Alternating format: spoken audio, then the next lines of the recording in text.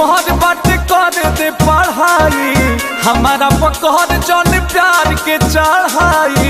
हट ना होने रे, पढ़ के उम्र बाटे कर दे पढ़ाई, हमारा पकड़ जन प्यार के चढ़ाई। हमके बिगड़ बेटे कारी करे जा सुना हम को आज बांधे तू को आज चलो करदा का बाग।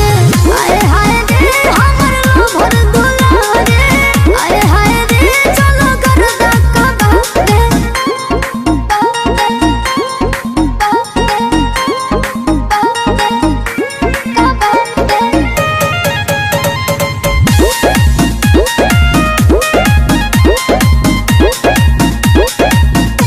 खेले के उमर बाटे कहता रुखाए के, गलती करब त